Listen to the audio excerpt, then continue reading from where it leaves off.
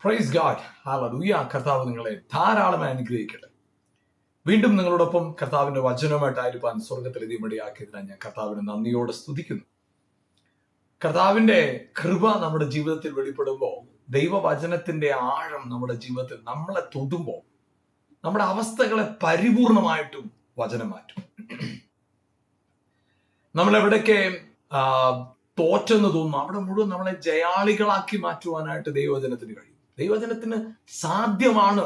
അത് നമ്മളിൽ സംഭവിച്ചുകൊണ്ടിരിക്കുന്ന ഓരോ ഹല്ലേലൂയ. ഏത് വലിയ വെല്ലുവിളികളുടെ മുമ്പിൽ നിങ്ങൾ നിൽക്കുന്നെങ്കിലും നിങ്ങളുടെ ജീവിതത്തിന്റെ അവസ്ഥകളെ മാറ്റാൻ ദൈവവചനത്തിന് കഴിയും. ഹല്ലേലൂയ. അപ്പൊ നമ്മുടെ കർത്താവിനെ തിരിച്ചറിഞ്ഞു കഴിയുമ്പോൾ നമുക്ക് ആക്ച്വലി നാം നമ്മെ തന്നെ തിരിച്ചറിയുന്നത്, അതായത് നമ്മുടെ ജീവിതത്തിനകത്ത് ക്രിസ്തുവിൽ നാം ആരാണെന്ന് തിരിച്ചറിയുന്നതോടുകൂടെ അവിടെ ആ പോയിന്റിൽ നമ്മുടെ ജീവിതത്തിന്റെ ജൈത്രയാത്ര ആരംഭിക്കുന്നത്. നമുക്ക് ജീവിതത്തിൽ നാം ആരാണെന്ന്, നാം കർത്താവിൽ ആരാണെന്ന് തിരിച്ചറിയുന്ന പോയിന്റ് മുതലാണ് ശരിക്കും പറഞ്ഞാൽ നമ്മൾ ലക്ഷ്യത്തിലേക്ക് യാത്ര ചെയ്യുന്നത്. അതുവരെയും നമ്മൾ ജീവിച്ചു, എന്തൊക്കെയോ ചെയ്തു, പള്ളിയിൽ പോയി ആരാധിച്ചു, ഇതൊക്കെ ചെയ്തു. പക്ഷെ നമുക്ക് ഒരിക്കലും എന്ത് ചെയ്യാൻ പറ്റുന്നില്ല, നമുക്ക് ആ കർത്താവ് ആഗ്രഹിക്കുന്ന തലത്തിലേക്ക് എത്താൻ സാധിക്കുന്നില്ല. പക്ഷെ എപ്പോഴാണോ നാം ദൈവത്തിന്റെ വചനവും ക്രിസ്തുവിൽ നാം ആരാണെന്നുള്ളത് ഒരു തിരിച്ചറിവ് നമ്മുടെ അകത്ത് ഉണ്ടാകുന്നത്, ആ നിമിഷം മുതലാണ് നമ്മുടെ ജീവിതത്തിന് ഒരു അർത്ഥമുണ്ടാകുന്നത്, ജീവിതത്തിന്റെ യാത്രയ്ക്ക് പ്രയോജനം ഉണ്ടാകുന്നത്. പ്രിയപ്പെട്ട, നിങ്ങളുടെ ജീവിതത്തിൽ എവിടെയെങ്കിലും ഏതെങ്കിലും മേഖലകളിൽ ഹല്ലേലൂയ നിങ്ങളുടെ ജീവിതത്തിൽ നിങ്ങൾ ഹല്ലേലൂയ ഒരു പദ്ധതിയോടെ വിജയിക്കാൻ ആഗ്രഹിച്ച് നിങ്ങൾ നിൽക്കുന്നെങ്കിൽ, നമുക്കറിയാം നമ്മുടെ ജീവിതത്തിനകത്ത് നമുക്ക് എല്ലാവർക്കും ഒരു ദർശനമുള്ളവർ, നമുക്ക് ഒരു 3 മേഖലയിൽ കഴിവുള്ള ഒരു പ്രത്യേകമായി നമ്മളെ തന്നെ ശ്രദ്ധ കേന്ദ്രീകരിക്കുന്ന 3 മേഖലയുണ്ട്. ഒന്ന്, നമുക്കൊരു ദർശനം ഉണ്ടാവണം. നമ്മുടെ ജീവിതത്തിനകത്തൊരു ദർശനം, ലക്ഷ്യമുണ്ടായിരിക്കണം. കർത്താവിന്റെ വചനം ഇങ്ങനെയാ പറയുന്നത്, നിങ്ങളുടെ വിളിയും തെരഞ്ഞെടുപ്പും ഉറപ്പാക്കിക്കൊള്ളണം. നമുക്കൊരു ദർശനം ഉണ്ടാവും. ആ ദർശനത്തിലേക്ക് നമുക്ക് ഒരു സ്ട്രാറ്റജി, ആ വിഷന് നമുക്കൊരു സ്ട്രാറ്റജി ഉണ്ടായിരിക്കണം. അത് ഇങ്ങനെയൊക്കെ ഞാൻ ചെയ്യും. നമുക്കൊരു ദർശനത്തോടുകൂടെ ജീവിതത്തിനകത്ത് ഒരു ദർശനത്തോടുകൂടെ സ്റ്റെപ്പ് എടുത്തു വെക്കുമ്പോൾ നമ്മുടെ അകത്തൊരു ബോധ്യം ഉണ്ടായിരിക്കണം. ഞാൻ ഇന്ന കാര്യങ്ങളൊക്കെ ചെയ്യും, ഇന്ന കാര്യങ്ങളൊക്കെ ഒഴിവാക്കും, ഇന്ന ദിവസങ്ങളിൽ ഇന്ന കാര്യം ചെയ്യും. സ്ട്രാറ്റജി ഉണ്ടാവണം. വിഷനോട് ചേർന്ന് സ്ട്രാറ്റജി ഉണ്ടാവണം. എന്നാൽ ഈ സ്ട്രാറ്റജി നിവർത്തിക്കപ്പെടണമെങ്കിൽ കമ്മിറ്റ്മെന്റ് ഉണ്ടാവണം. Vision, strategy, commitment. അപ്പൊ നിങ്ങളുടെ ജീവിതത്തിനകത്ത് നിങ്ങൾക്കൊരു ജയജീവിതം നിങ്ങൾ ആഗ്രഹിക്കുന്നെങ്കിൽ, നിങ്ങൾക്ക് മുന്നോട്ട് പോകുമ്പോൾ നിങ്ങളുടെ ജീവിതയാത്രയിൽ നിങ്ങൾ സക്സസ് ആകാൻ ആഗ്രഹിക്കുന്നുവെങ്കിൽ നിങ്ങൾക്ക് വിഷൻ ഉണ്ടാവണം, സ്ട്രാറ്റജി ഉണ്ടാവണം, കമ്മിറ്റ്മെന്റ് ഉണ്ടാവണം. കമ്മിറ്റ്മെന്റ് ഇല്ലാതെ വന്നാൽ നമുക്ക് ഒരിക്കലും ആ സ്ട്രാറ്റജി അനുസരിച്ച് കാര്യം ചെയ്യാൻ പറ്റില്ല, ദർശനത്തിൽ എത്താനും സാധ്യമല്ല. അപ്പൊ നമുക്കൊരു ദർശനം ഉണ്ട്. ആ ദർശനത്തിലേക്ക് നമ്മൾ കുതിക്കുമ്പോൾ നമ്മുടെ അകത്തൊരു ഒരു സ്ട്രാറ്റജി, അതിനോടൊപ്പം തന്നെ കമ്മിറ്റ്മെന്റ്. നമുക്ക് ഈ കമ്മിറ്റ്മെന്റ് ഇല്ലാതെ വരുമ്പോഴാണ് പലപ്പോഴും നമ്മുടെ ജീവിതത്തിൽ പല ജീവിതങ്ങളിലും ലക്ഷ്യത്തിലെത്തി പോകാതിരിക്കാനുള്ള കാരണം അതാണ്. ലക്ഷ്യത്തിലെത്താതെ അവര് വലിയ ദർശനത്തോടെ തുടങ്ങി, പക്ഷെ ആ ദർശനത്തിൽ എത്തിച്ചേരാൻ കഴിയാതെ വന്നത് അവർക്കൊരു കമ്മിറ്റ്മെന്റ് ഇല്ലാത്തതുകൊണ്ട്. നമുക്കൊരു ജീവിതത്തിൽ ആ കമ്മിറ്റ്മെന്റ്, അതേ പ്രിയപ്പെട്ടവർ, നമുക്ക് കർത്താവിലായിരിക്കും നമ്മുടെ ജീവിതത്തിനകത്ത് നമുക്കൊരു വിഷൻ ഉണ്ടാവും. എനിക്ക് കർത്താവിന് വേണ്ടി നിൽക്കണം, കർത്താവിനെ ഉയർത്തണം, കർത്താവിന്റെ രാജ്യത്തിന്റെ വർധനവിനായി നിൽക്കണം. ആ ഒരു വിഷൻ നമ്മുടെ അകത്തുണ്ടായിരിക്കണം. കർത്താവിന് വേണ്ടി എന്തൊക്കെ ചെയ്യാനായിട്ട്, ഞാൻ എന്തൊക്കെ ആകാൻ ആഗ്രഹിക്കുന്നത്, ഞാൻ ഏത് നിലയിലേക്ക് മുന്നോട്ട് പോകണം, ആ ഒരു ദർശനം നമ്മുടെ അകത്തുണ്ടാവും. ആ ദർശനത്തോടൊപ്പം തന്നെ നമുക്കൊരു സ്ട്രാറ്റജി. യെസ്, അത് ഞാൻ ഇന്നെ പോലെ ഞാൻ ഇത്ര സമയം ബൈബിൾ വായിക്കും, ഇന്ന കാര്യങ്ങൾ ചെയ്യും. അതൊരു നിയമം എന്നതിനപ്പുറത്തൊരു സ്ട്രാറ്റജി നമുക്കുണ്ടാവും. എന്നാൽ ആ സ്ട്രാറ്റജിക്ക് നമ്മൾ ഇത്ര സമയം ബൈബിൾ വായിക്കും, ഞാൻ പ്രാർത്ഥിക്കും, ഇങ്ങനെ കാര്യങ്ങളെ തീരുമാനിക്കുമ്പോൾ നല്ല കാര്യമാണ്. പക്ഷേ നമുക്ക് പലപ്പോഴും മനുഷ്യർ പറയുന്ന ഒരു കാര്യമാണ്, സമയമില്ല, ബിസിയാ. പക്ഷെ നമുക്ക് അവിടെ വേണ്ട ഒരു കാര്യമാണ് ഒരു കമ്മിറ്റ്മെന്റ്. ഞാൻ ഇന്ന കാര്യങ്ങൾ ഒഴിവാക്കും. കാരണം ഞാൻ എൻ്റെ ബൈബിൾ വായനയുടെ സമയം, എൻ്റെ പ്രാർത്ഥിക്കേണ്ട സമയത്തെ ഡിസ്റ്റർബ് ചെയ്യുന്ന, ആ സമയത്തെ മാറ്റിക്കളയുന്ന സകല കാര്യം ഞാൻ ഒഴിവാക്കി, ഇന്ന കാര്യങ്ങളെല്ലാം വിട്ട് ഞാൻ ഇന്ന പോലെ ആയിരിക്കും എന്ന് നമ്മൾ ചില കാര്യങ്ങൾ ഒഴിവാക്കുക. എന്തിനു വേണ്ടിയാ? നമുക്ക് സെറ്റ് ചെയ്തിരിക്കുന്ന വിഷനിൽ എത്താനായിട്ട്. അതേ പ്രിയപ്പെട്ടവരെ, ഈ ദിവസങ്ങൾ നമ്മുടെ ജീവിതത്തിനകത്ത് ആ ദർശനമുള്ളവരായിട്ട് മുന്നേറാം. ദർശനത്തോടെ, വിഷനോടുകൂടെ മുന്നേറാം. Praise God, hallelujah. അപ്പോ ഈ 3 കാര്യം, വിഷൻ ഉണ്ടാവണം, സ്ട്രാറ്റജി ഉണ്ടാവണം, കമ്മിറ്റ്മെന്റ് ഉണ്ടാവണം. Praise God, hallelujah. പ്രിയപ്പെട്ട ഒരു ദൈവവചനത്തില് കർത്താവ് നമ്മളെ വിളിച്ച വിളിയുടെ പുറകിൽ കർത്താവിന് ഒരു വലിയ പദ്ധതിയുണ്ട്. നമുക്ക് റോമാലേഖനത്തിന്റെ അതിന്റെ 8-ാം അധ്യായത്തിൽ നിന്ന് ഞാനൊരു വാക്യം വായിക്കാം. റോമാലേഖനം അതിന്റെ 8-ാമത്തെ അധ്യായത്തിൽ ഇങ്ങനെയാണ് അവിടെ വചനത്തിൽ എഴുതിയിരിക്കുന്നത്. അതിന്റെ 29-ാം വാക്യം. അവൻ മുന്നറിഞ്ഞവരെ തന്റെ പുത്രൻ അനേക സഹോദരന്മാരിൽ ആദ്യജാതനാകേണ്ടതിന് അവന്റെ സ്വരൂപത്തോട് അനുരൂപമാകുവാൻ മുൻ നിയമിച്ചിരിക്കുന്നു. മുൻ നിയമിച്ചവരെ വിളിച്ചും വിളിച്ചവരെ നീതീകരിച്ചും നീതീകരിച്ചവരെ തേജസ്കരിച്ചുമിരിക്കുന്നു. അപ്പൊ അവിടെ ഞാനതിന്റെ 29-ാം വാക്യത്തിൽ നിന്ന് ആരംഭിക്കും. അവൻ മുന്നറിഞ്ഞവരെ തന്റെ പുത്രൻ അനേക സഹോദരന്മാരിൽ ആദ്യജാതനാകേണ്ടതിന്. അപ്പൊ യേശുക്രിസ്തുവിനെ നാം ആദ്യം പരിചയപ്പെടുത്തുന്നത് ഏകജാതനായിട്ട്, ഓൺലി ബിഗോട്ടൻ സൺ, ഏകജാതൻ, ദൈവപുത്രൻ എന്ന് വിളിക്കപ്പെടാൻ ഒറ്റ യോഗ്യനേ ഉള്ളൂ, അവൻ മാത്രമായിരിക്കും ഏകജാതൻ. ഏകജാതനായിട്ടാണ് അവൻ ഭൂമിയിലേക്ക് വന്നത്. അപ്പൊ ആ കർത്താവിനെ കുറിച്ച് പറയുന്ന കാര്യം ഇതാ, അവനെ കൈക്കൊണ്ട്, യേശുവിനെ കൈക്കൊണ്ട്, യേശുവിന്റെ നാമത്തിൽ വിശ്വസിക്കുന്ന ഏവർക്കും ദൈവ മക്കളാകാനുള്ള അധികാരം കർത്താവ് തന്നിരിക്കുന്നു. അപ്പൊ അവിടെ നമ്മൾ മക്കളായി അധികാരമുള്ളവരായിട്ട് തീർന്നു. അപ്പൊ നമ്മുടെ ജീവിതത്തിൽ നമുക്കുണ്ടായ ഏറ്റവും വലിയ കാര്യമാണ് നമ്മൾ അധികാരമുള്ളവരായിട്ട് മാറി, നമ്മൾ മക്കളായിട്ട് മാറി. അപ്പൊ ആ മക്കൾ ആദ്യജാതനായ ഏകജാതനായിരുന്നവനെ വിശ്വസിച്ചപ്പോ, ഹല്ലേലൂയ, ആമേൻ, ആ പിതാവിന്റെ ആ പിതൃത്വത്തെ, അതായത് കർത്താവ് യേശുക്രിസ്തുവിലുള്ള കർത്തൃത്വത്തെ ഞാൻ അംഗീകരിച്ചപ്പോ, യേശുവിനെ കർത്താവാണെന്ന് ഞാൻ വിശ്വസിച്ചപ്പോ, സ്വീകരിച്ചതിലൂടെ എനിക്കുണ്ടായ പ്രത്യേകത, ഞാൻ ദൈവത്തിന്റെ മകനായിട്ട് മാറി, ദൈവ പൈതലായിട്ട് മാറി, ദൈവത്തിന്റെ മകനായിട്ട് മാറി. അപ്പൊ ഇവിടെ സംഭവിക്കുന്ന പ്രധാനപ്പെട്ട കാര്യം എന്താ? യേശുക്രിസ്തുവിലുള്ള വിശ്വാസത്തിലൂടെ, യേശുവിലുള്ള ഉറപ്പോടുകൂടെ ഞാൻ ദൈവത്തിന്റെ മകനായിട്ട് മാറി, ദൈവ പൈതലായിട്ട് മാറി. യേശുവിനെ ക്രിസ്തുവെന്ന് വിശ്വസിക്കുന്നവൻ ദൈവത്തിൽ നിന്ന് ജനിച്ചിരിക്കുന്നു. അപ്പൊ ദൈവത്തിൽ നിന്ന് ജനിക്കാനായിട്ട് നിങ്ങളും ഞാനും ചെയ്യേണ്ട കാര്യം യേശുവിനെ ക്രിസ്തു എന്ന് വിശ്വസിക്കുക. അതെ, അവനെ കൈക്കൊണ്ടപ്പോ, അവന്റെ നാമത്തിൽ വിശ്വസിച്ചപ്പോ നാം ദൈവത്തിന്റെ മക്കൾ എന്ന പദവിയിലേക്ക് ആയിത്തീർന്നു, ദൈവമക്കളായിത്തീർന്നു. അപ്പൊ ഇവിടെ പറയുന്നത് തന്റെ പുത്രൻ അനേക സഹോദരന്മാരിൽ ആദ്യജാതനാകേണ്ടതിന് നാം, ഹല്ലേലൂയ, ആദ്യജാതനായവന്റെ സഹോദരങ്ങളായിട്ട് മാറും. അതുകൊണ്ട് അടുത്ത് ചേർന്ന് പറയുന്നത് ഇങ്ങനെയാണ്, അവന്റെ സ്വരൂപത്തോട് അനുരൂപമാകുവാൻ. അവന്റെ സ്വരൂപത്തോട് അനുരൂപമാകും. ആരുടെ? ആദ്യജാതനായവന്റെ, ഏകജാതനായിരുന്നവന്റെ സ്വരൂപത്തോട് അനുരൂപമാകുവാൻ. നമുക്കറിയാം, നാം ദൈവവചനത്തിൽ കാണുമ്പോൾ ഉൽപ്പത്തി പുസ്തകത്തിന്റെ 1-ാം അധ്യായത്തിന്റെ 26-ാം വാക്യത്തിൽ ഇങ്ങനെയാണ് പറയുന്നത്, നാം നമ്മുടെ സ്വരൂപത്തിലും സാദൃശ്യത്തിലും മനുഷ്യനെ ഉണ്ടാക്കുക എന്ന് ദൈവം പറഞ്ഞു, ദൈവം ചിന്തിച്ചു, ദൈവം നിരൂപിച്ചു. അപ്പൊ ദൈവം നിരൂപിച്ചത്, ദൈവം ചിന്തിച്ചത്, താൻ തന്റെ സ്വരൂപത്തിലും സാദൃശ്യത്തിലും മനുഷ്യനെ ഉണ്ടാക്കുക. അപ്പൊ തന്റെ സ്വരൂപത്തിലും സാദൃശ്യത്തിലും മനുഷ്യനെ ഉണ്ടാക്കുക എന്ന് പറഞ്ഞിട്ട് മനുഷ്യനോട് കൊടുത്ത കൽപ്പന ഇതാണ്, ഈ തോട്ടത്തിലെ സകല വൃക്ഷഫലവും നിനക്ക് ഭക്ഷിക്കാം. ആ വൃക്ഷത്തിലെ, പക്ഷെ ആ തോട്ടത്തിൽ നടുവിൽ നിൽക്കുന്ന ജീവവൃക്ഷത്തിന്റെ ഫലം, നന്മതിന്മകളുടെ അറിവിന്റെ വൃക്ഷഫലം തിന്നരുത്, തിന്നുന്ന നാളിനി മരിക്കും. തോട്ടത്തിലെ നടുവിലെ വൃക്ഷത്തിന്റെ ഫലം തിന്നരുത്, തിന്നുന്ന നാളിനി മരിക്കും. അപ്പോൾ അവിടെ മനുഷ്യൻ ചെയ്ത കാര്യം അരുത് എന്ന് പറഞ്ഞതിനെ ചെയ്തു. നന്മതിന്മകളുടെ വൃക്ഷത്തിന്റെ ഫലം പറിച്ചു തിന്നു.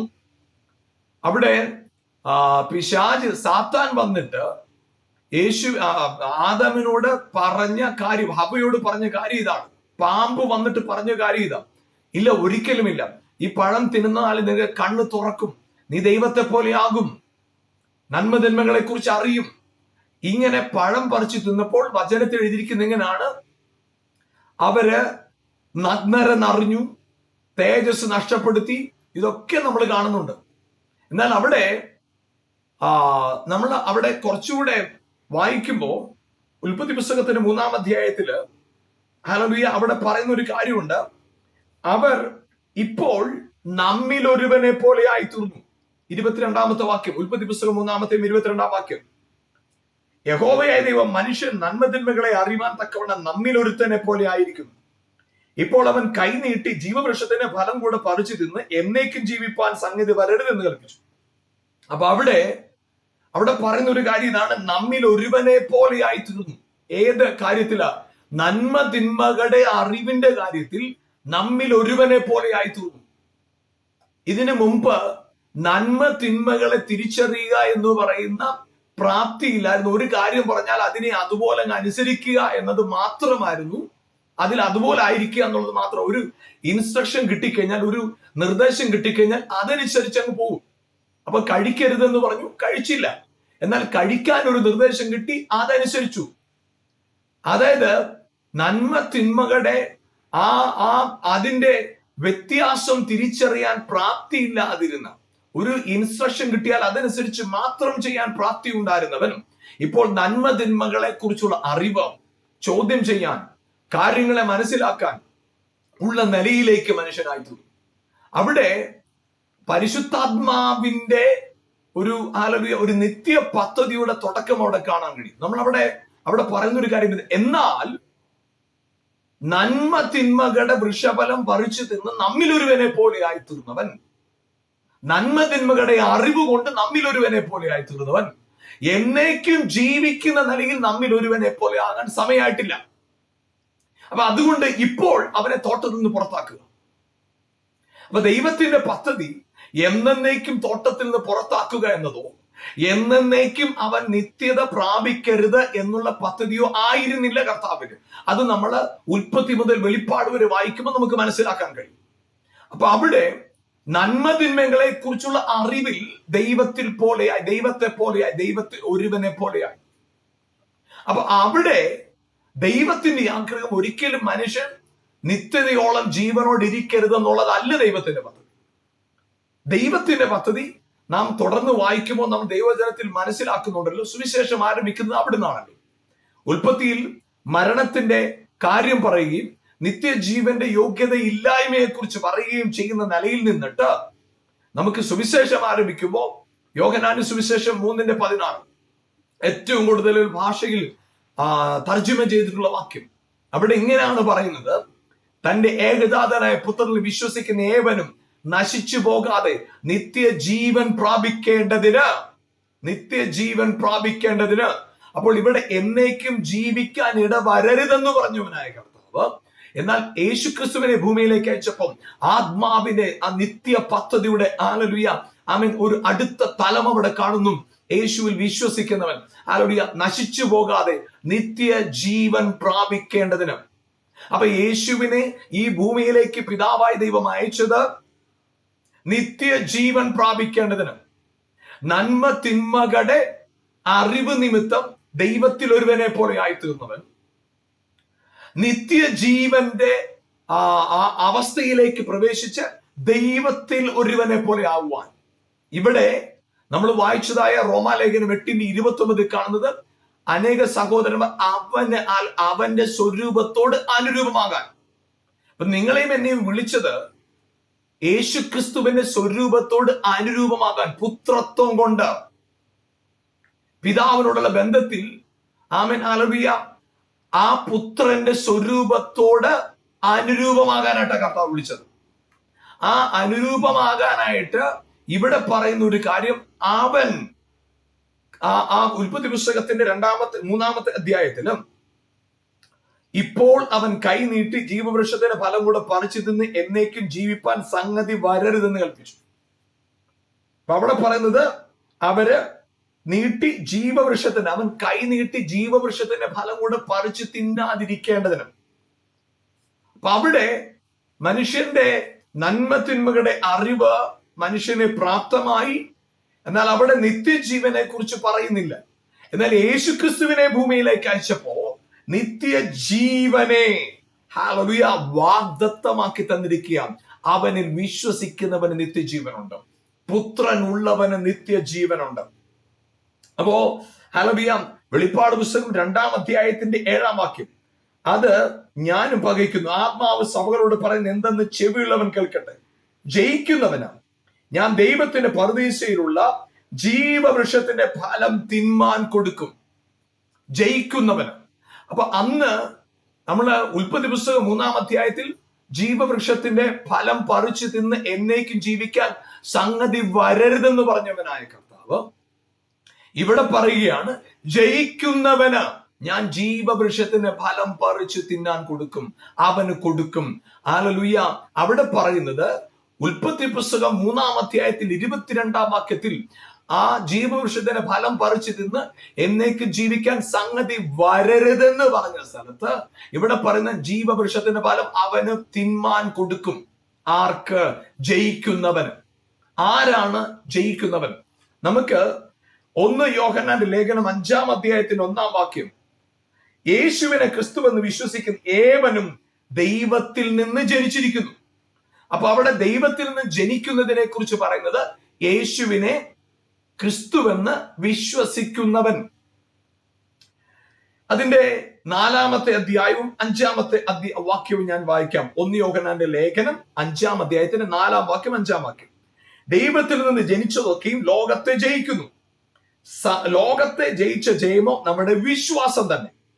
യേശു ദൈവത്തിൽ നിന്ന് വിശ്വസിക്കുന്നവനല്ലാതെ ആരാകുന്നു ലോകത്തെ ജയിക്കുന്നവൻ? അപ്പൊ ഇവിടെ വെളിപ്പാട് പുസ്തകത്തിൽ നമ്മൾ കാണുന്നത് ജയിക്കുന്നവന് ഞാൻ ജീവവൃക്ഷത്തിന്റെ ഫലം തിന്മാൻ കൊടുക്കും. ആരാണ് ജയിക്കുന്നവൻ? ഇവിടെ പറയുന്നത് ദൈവത്തിൽ നിന്ന് ജനിച്ചതൊക്കെയും ലോകത്തെ ജയിക്കുന്നു. ദൈവത്തിൽ നിന്ന് ജനിച്ചവൻ ആരാണ്? ദൈവത്തിൽ നിന്ന് ജനിച്ചവൻ 5-ാം അധ്യായത്തിന് 1-ാം വാക്യം, യേശുവിനെ ക്രിസ്തുവെന്ന് വിശ്വസിക്കുന്ന എല്ലാവരും ദൈവത്തിൽ നിന്ന് ജനിച്ചിരിക്കുന്നു. അപ്പൊ ദൈവത്തിന് ജനിക്കാൻ ആരാണ്? ദൈവത്തിൽ ജനിക്കുന്നവരാണ്. ആരാണ്? യേശുവിനെ ക്രിസ്തുവെന്ന് വിശ്വസിക്കുന്നവൻ, ദൈവത്തിൽ നിന്ന് ജനിച്ചവൻ. ദൈവത്തിൽ നിന്ന് ജനിച്ചവരൊക്കെ എന്ത് ചെയ്തിരിക്കുന്നു? ലോകത്തെ ജയിക്കുന്നു. അതെ, ജയിക്കുന്നവന് ജീവവൃക്ഷത്തിന്റെ ഫലം പറിച്ചു തിന്നാൻ കൊടുക്കും.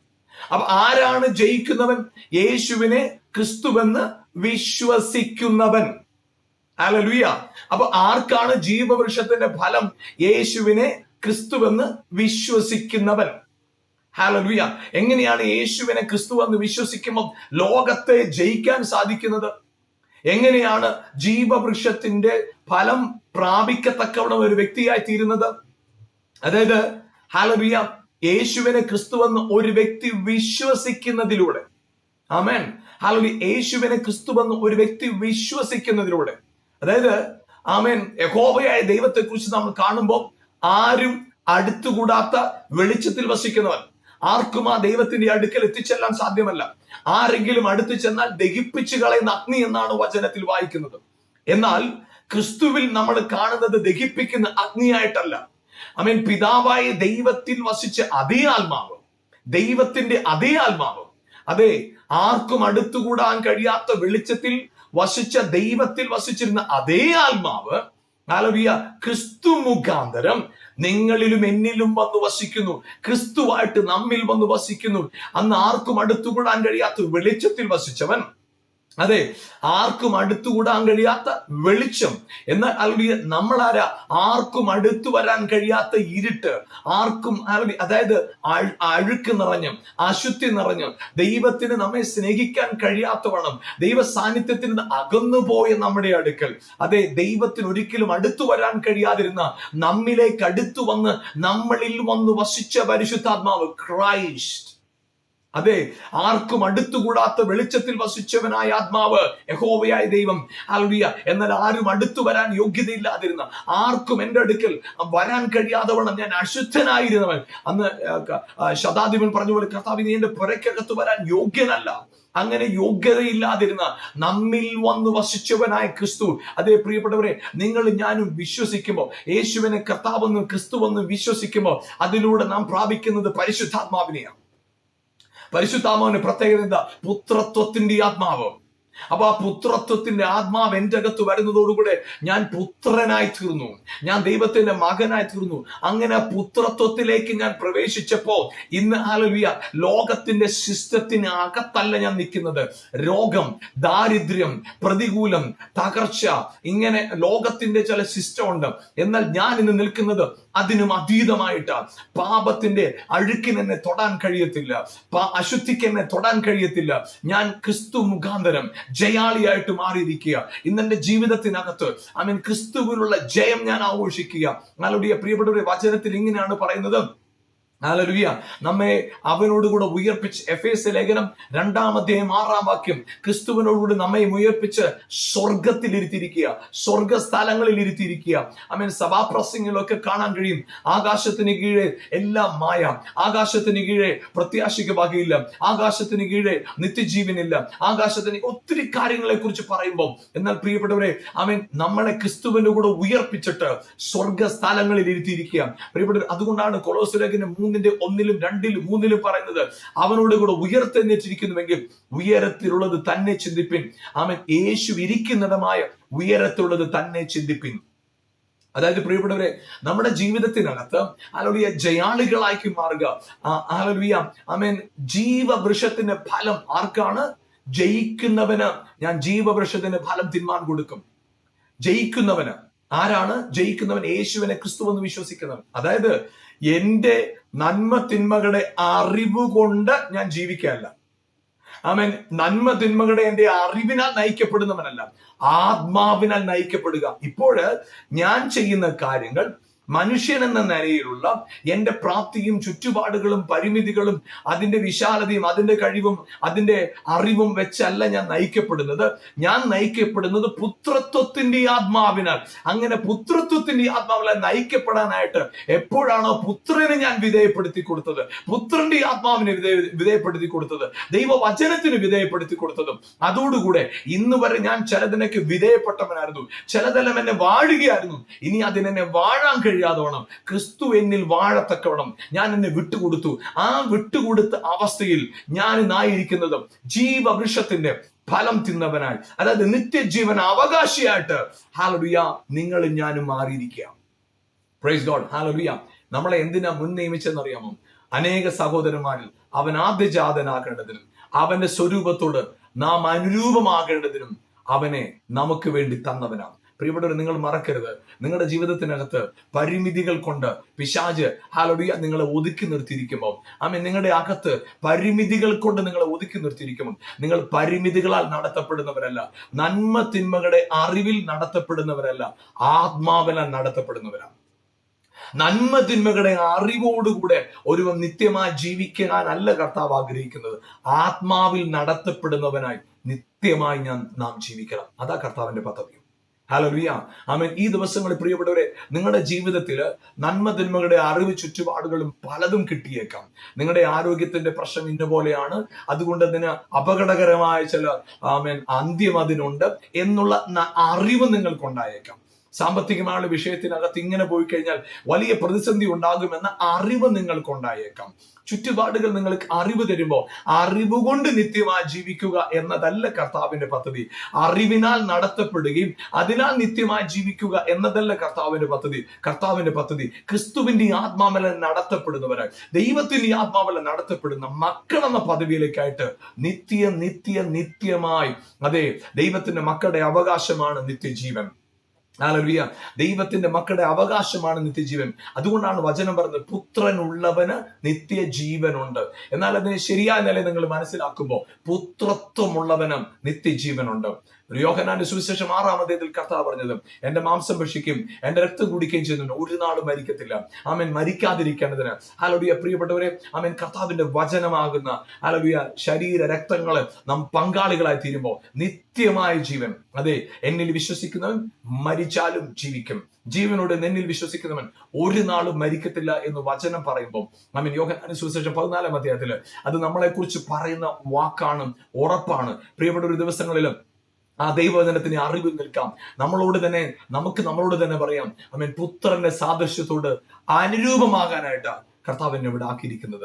ആ ബോധ്യത്തിൽ നിൽക്കാം. നമുക്ക് ഒരുമിച്ച് പ്രാർത്ഥിക്കാം. ഞങ്ങളുടെ നല്ല കർത്താവ് യേശുവിന്റെ നാമത്തിൽ പ്രാർത്ഥിക്കുമ്പോൾ കർത്താവിന്റെ ജീവൻ ഞങ്ങളിൽ വെളിപ്പെടട്ടെ. കർത്താവ് ഞങ്ങളുടെ ജീവിതത്തിനകത്ത് എവിടെയെങ്കിലും കർത്താവ് നന്മ തിന്മകളുടെ അറിവിനാൽ ഞങ്ങൾ നയിക്കപ്പെടുന്നവരാണെങ്കിൽ, അല്ല പരിശുദ്ധാത്മാവിനാൽ നയിക്കപ്പെടുന്നവരായിട്ട് ഞങ്ങൾ മാറട്ടെ. കർത്താവ് ഈ പ്രോഗ്രാമിലൂടെ എന്നെ കണ്ടുകൊണ്ടിരിക്കുന്നവരുടെ ജീവിതത്തിനകത്ത് നന്മ തിന്മകളുടെ അറിവ് നിമിത്തം അവരുടെ ജീവിതത്തിനകത്ത് ഒരു പരാജയമായി, അവരുടെ ജീവിതത്തിനകത്ത് എല്ലാം തീർന്നു, എല്ലാം നശിച്ചു, എല്ലാം കഴിഞ്ഞു കഴിഞ്ഞു എന്ന ഭയത്തിലും ഭാരത്തിലും നിരാശയിലുമായിരിക്കുന്നെങ്കിൽ യേശുവിന്റെ നാമത്തിൽ ഇപ്പോൾ പ്രാർത്ഥിക്കുമ്പോൾ കർത്താവ് അവരുടെ ഉള്ളിൽ നിന്ന് എല്ലാ ഭാരങ്ങളും മാറിപ്പോകട്ടെ, എല്ലാ ഭയങ്ങളും മാറിപ്പോകട്ടെ. ആ അറിവ് കൊണ്ട് വന്നതായ ഭയം മാറിപ്പോകട്ടെ, അറിവ് കൊണ്ട് വന്നതായ നിരാശകൾ മാറിപ്പോകട്ടെ. ഇപ്പോൾ യേശുവിന്റെ നാമത്തിൽ അറിവിനാൽ നയിക്കപ്പെടുന്നവരായിട്ടല്ല, ആത്മാവിനാൽ നയിക്കപ്പെടുന്നവരായി അതേ നിത്യതയുടെ പദ്ധതിയിൽ അവരായിത്തീരട്ടെ കർത്താവ് യേശുവിന്റെ നാമത്തിലും.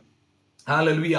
ആമേൻ ആമേൻ. അവരുടെ നന്മതിന്മകളുടെ അറിവുകൾ കൊണ്ട് വന്നതായ എല്ലാ ഹൃദയത്തിന്റെ ഭാരങ്ങൾ മാറിപ്പോകട്ടെ. അങ്ങനെ ഹല്ലേലൂയ ആ അറിവ് കൊണ്ട് വന്നതായ ആമേൻ ഹല്ലേലൂയ മാനസിക സംഘർഷങ്ങൾ മാറിപ്പോകട്ടെ.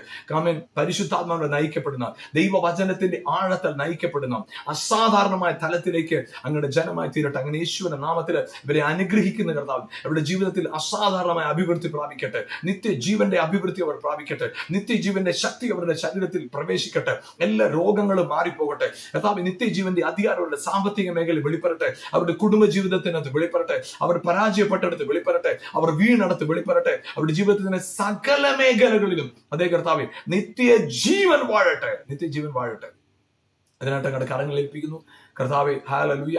അങ്ങ് അത്ഭുതം അവരിൽ ചെയ്തതിനായി സ്തോത്രം കർത്താവെ. ഹല്ലേലൂയ. ജീവിതത്തിനകത്ത് ആമേൻ ഒറ്റപ്പെട്ട് ആരും കൂടെ ഇല്ല, ആരും ഒന്നും മനസ്സിലാക്കാനില്ല. അങ്ങനെ കർത്താവ് നിരാശയോടിരിക്കുന്നവർ, കർത്താവ് അകാരണമായ ഭയം, ഒരു കാരണമില്ലാതെ അകത്ത് ഭയം വന്നിരിക്കുന്നവർ, ആങ്സൈറ്റി, ഇപ്പോൾ യേശുവിന്റെ നാമത്തിൽ ആ ആങ്സൈറ്റിയുടെ സ്പിരിറ്റിനെ യേശുവിന്റെ നാമത്തിൽ തകർത്ത് കളയുന്ന കർത്താവിന്റെ ജീവൻ അവരിൽ വെളിപ്പെട്ട് കർത്താവേ ഹല്ലേലൂയ. ഒരു തിന്മയും എനിക്ക് വരത്തില്ല, ഒരു അനർത്ഥവും എനിക്ക് ഭവിക്കത്തില്ല, ഒരു ബാധയും എന്റെ കൂടാരത്തോട് അടുക്കത്തില്ല എന്ന് ഉറപ്പോടെ അവർ പറയട്ടെ കർത്താവേ. അങ്ങനെ അനുഗ്രഹിച്ച് പ്രാർത്ഥിക്കുന്നു യേശുവിൻ നാമത്തിൽ പിതാവേ. ആമേൻ ആമേൻ. ഹല്ലേലൂയ. കർത്താവ് നിങ്ങളെ ധാരാളമായി അനുഗ്രഹിക്കട്ടെ. ഹല്ലേലൂയ. നിങ്ങളുടെ ജീവിതത്തിനകത്ത് ഓരോ നിമിഷവും ഓരോ സെക്കൻഡും ഈ ഒരു തിരിച്ചറിവോടെ നിന്നാട്ട് അതെ നന്മ തിന്മകളുടെ അറിവിനാൽ ഞാൻ നയിക്കപ്പെടുമ്പോൾ ഞാൻ തളർന്നു പോകാനും എല്ലായിടത്തും തോറ്റുപോകാൻ സാധ്യതയുണ്ട്.